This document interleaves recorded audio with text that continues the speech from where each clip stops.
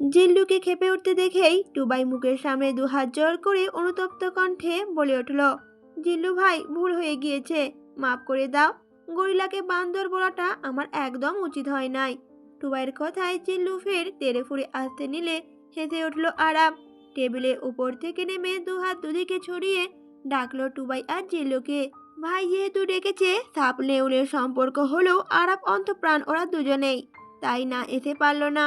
টুবাই আর জিল্লুকে দুপাশে রেখে দুজনের কাঁধে হাত রাখলো আরাপ। তারপর বেশ আয়েস করে বলে উঠল, আজ কিসের অনুষ্ঠান মনে আছে তোদের? মেহেন্দি, কাল গায়ে হলুদ, মিষ্টি, তিতির, এমনকি দাদার বউটাও নাকি কনে পক্ষ। টিম বানিয়েছে ওরা। এখন তোরা দুজনে যদি আমার টিমে না থাকিস, তাহলে আমার মানুষদের ফালুদা হয়ে যাবে না? জিল্লু ভীষণ আত্মবিশ্বাসের সাথে বলে উঠল তখনই, ভাই আমরা তো আপনার টিমেই, আপনি শুধু বলেন আমাগোর কি করা লাগবে। জিল্লুর কথা শেষ হওয়ার সাথে সাথে টুবাইও মাথা জোর কদমে নাড়লো, অর্থাৎ সেও একমত। আরাব বাঁকা হেসে বলে উঠল, তোদের দুজনের কনফিডেন্স দেখে আমি সন্তুষ্ট। টুবাই তখন দাঁত বের করলো, একান ওকান জোড়া হাসি দিয়ে বলে উঠল, আরে তুমি বলো না আরাব ভাই, আমাদের কি করতে হবে? আরাব প্রতি উত্তরে বলে উঠল, নাচতে হবে। আরাবের মুখ থেকে শব্দ দুটো বের হওয়া মাত্রই আটকে উঠল ওরা। জিল্লুর মুখ ফ্যাকাশে হয়ে উঠল, আর টুবাই কাঁদো কাঁদো স্বরে বলে উঠল, এ কেমন কথা ভাই, আমরা কি নাচতে টাচতে পারি নাকি? মারপিট করতে হলে সেটা না হয় করে দিতাম, কিন্তু নাচ? আরাব সাথে সাথে বিরক্ত হলো ভীষণ, চোখ মুখ খিচে বলে উঠল, এই তোদের কি ধারণা বিয়েতে মারপিট করার জন্য বরপক্ষ আনা হয় নাকি? টুবাই অসহায়ের মতো বলে উঠল তখন, কি জানি ভাই, এখনো তো বিয়ে করিনি আমি, তাই ঠিক করে বলতে পারছি না। জিল্লু তখন ওপাশ থেকে ভেঙিয়ে বলে উঠল, আহারে, বিয়ে করে নাই দেখা জানেই না, বরযাত্রী বিয়েতে কি করতে যায় তাহলে, হদারম কোথাকার। মুহূর্তে আরাপ ওদের দুজনকে বগল দাবা করে দাঁতে দাঁত পিষে বলে উঠল, এই যে আমি পার্লারমেন্ট থেকে ছুটি নিলাম নিজের বিয়েতে অ্যাটেন্ড করব বলে, সেখানে তোরা আমার জন্য একটু নাচতেও পারবি না? বরপক্ষ হেরে গেলে কনেপক্ষের সামনে আমাদের আর কোনো দামই থাকবে না। তবলাটা যদি সুস্থ থাকতো রে, তাহলে ও একাই ফাটিয়ে দিয়ে নাচতো। বেচারা অসুস্থ, মাত্র একদিন আগে ডিসচার্জ হয়েছে, ও কি চাইলেও পারবে নাচতে? টুবাই কোনো মতে তখন বলে উঠল, ভাই আমরা নাচলে তোমার প্রেস্টিজ এমনিতেও থাকবে না। জিল্লু সাথে তাল মিলিয়ে বলল, এবারের মতো ছাড়া দেন ভাই, সামনে আপনি আবার বিয়া করলে ও বাড়ি ঠিক নাচমু, আপনার কসম। ওদের দুজনের কথা শুনে খানিকটা তবদা খেয়ে দাঁড়িয়ে রইল ওরা। পরপর অবিশ্বাসের স্বরে বলে উঠল, তোদের কি মনে হয় আমি ভবিষ্যতে আরো 400-500 বার বিয়ে করব নাকি, শুধুমাত্র তোদের নাচানাচি দেখার জন্য? টুবাই তখন আরাপে আরো খানিকটা তবদা লাগাতেই যেন বলে উঠল, শুধু তাই নয় আরাব ভাই, তোমার নাম তো থাকবে টপ কন্ট্রিবিউটারদের তালিকায়, আর আমার ল্যাব জমজমাট থাকবে তোমার ছানাপোনা দিয়ে। আহা। টুবাইয়ের কথা শুনে জিল্লু চোখ কপালে তুলে বলে উঠল, ভাই এনি চাস তুই কি ভাইয়ের ছানাপোনা রে? তোর ওই ল্যাবে গিনিপিক বানাইতে চাইতেছস? ওই তোরে বাসর বিজ্ঞানী কোন হালাল হইতেছিল বল? খালি একবার নাম ডাক, দেখবি আমারে, তারপর তার কি করমু। টুবাইয়ের চেহারা তখন নিরীহ ভাব নিয়ে বলে উঠল, জিল্লু, একদম উল্টাপাল্টা কথা কইবি না আমার নামে। আজব, বাসর বিজ্ঞানী কেন হব আমি? আমি তো রাষ্ট্রবিজ্ঞান নিয়ে পড়েছি, সেই হিসেবে আমি হব রাষ্ট্রবিজ্ঞানী। জিল্লুর সাথে সাথে বলে ওঠে, আহ, বিজ্ঞানী হবা তুমি আবার? আরাপ এবার অতিষ্ঠ হয়ে উঠল টুবাই আর জিল্লুর ঝগড়াঝাঁটিতে। জোরে ধমক দিয়ে বলে উঠল, জিল্লু তুই ভাষা ঠিক কর আগে। আর টুবাই, তুই যদি কোনো বিজ্ঞানী না হোস, তাহলে ল্যাব খুলেছিস কেন? টুবাই সাথে সাথে বেশ লাজুক স্বরে বলে উঠল, ল্যাব তো শখের বসে খুলেছিলাম আরাব ভাই। জিল্লু ফের একদম মারখণ্ড বাঁধিয়ে ফেলতে চাইলেও আরাব আটকালো তাকে। পরপর কিছু একটা ভাব দিয়ে চোখে মুখে ছড়িয়ে পড়ল কপট হাসি। টুবাইকে উদ্দেশ্য করে বলে উঠল, এই টুবাই, তোর শখের ল্যাবে লাইফ টাইম গিনিপিক চাই তাই না?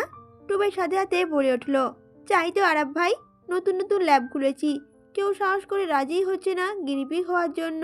আরাব এবার বলে উঠল, ধরে নে তোর গিনিপিক পাওয়া গেছে। টুবাই আগ্রহ নিয়ে চাইতেই আরাব শুধালো, আমার মতিন কই? টুবাই সাথে সাথে বলে উঠল, কে ভাই, সাব্বির? আরাব তখন বলে উঠল, হুম। জিল্লুর হাতের ইশারায় পাশের ঘরে তর্জনী তুলে দেখালো, তারপর সপ্রশ্ন কণ্ঠে আওড়ালো, ওই যে মুখে টেটোস্কোপ দিয়া ওই ঘরে চেয়ারের লগে বাইন্ধা রাখছি। কেন ভাই? আরাপ তখন কিছুটা আস্তে করেই শুধালো, আমাদের কথা শুনতে পাচ্ছে? জিল্লু তখন সাথে সাথে বলে উঠল, হ, শোনার তো কথা। অমনি ধূর্ত হাসলো আরাপ, বেশ চওড়া গলায় আওড়ালো, মতিনের ব্যাকগ্রাউন্ড চেক করেছিস? সাথে সাথে টুবাই বলে উঠল, করছিলাম ভাই।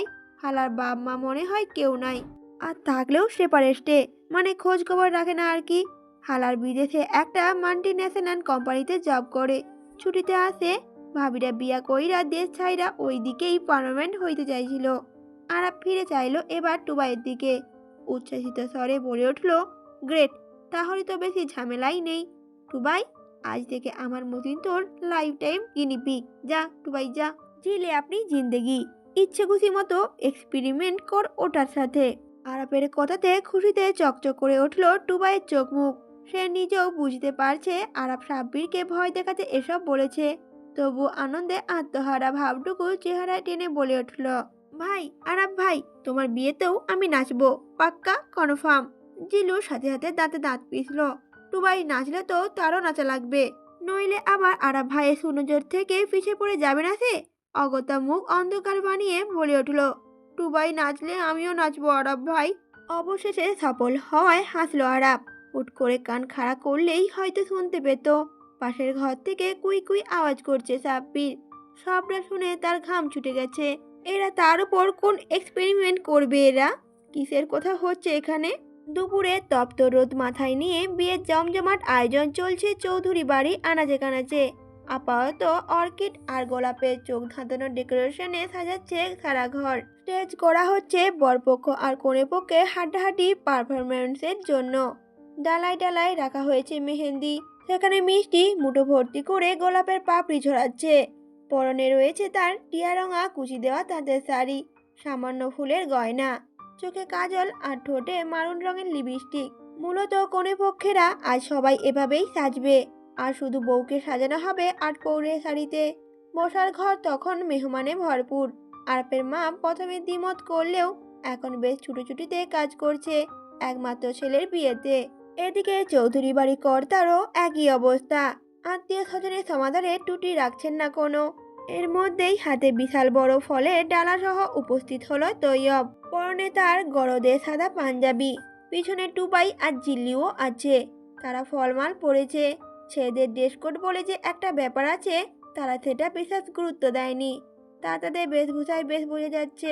তৈয়বকে দেখেই তার কাছে দৌড়ে এলো মিষ্টি।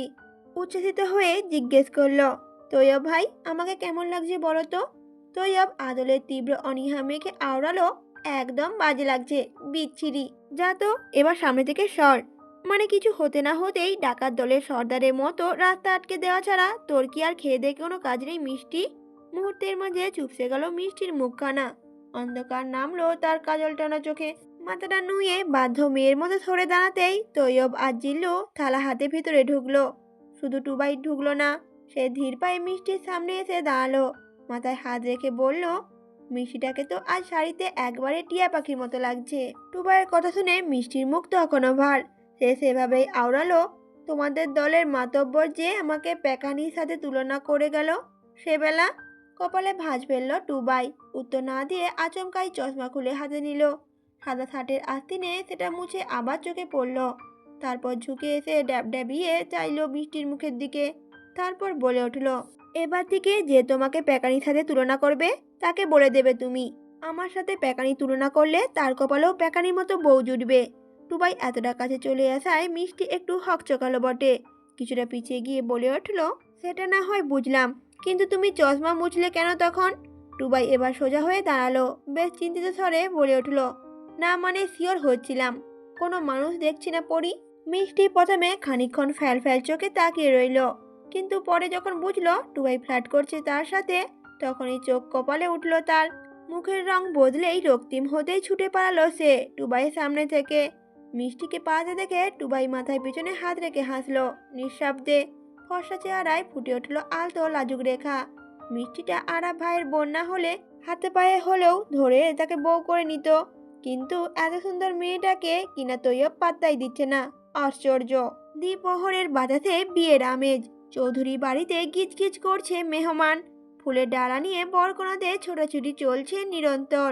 মেহেন্দির অনুষ্ঠান সাধারণত কনে বাড়িতেই হয়, কিন্তু যে বাড়িতে কনের বাবা স্বয়ং ইমাদ সদাগর, সে বাড়িতে এসব আনন্দ অনুষ্ঠানের কথা চিন্তা করাও দুরূহ। অগত্যা এইসব আনন্দ অনুষ্ঠানের দায়িত্ব সব কাঁধে তুলে নিল মিষ্টি আর তার দাদি। অনুষ্ঠান হবে তবে চৌধুরী বাড়িতে। তিতিররা এলেই শুরু হবে মূল আয়োজন।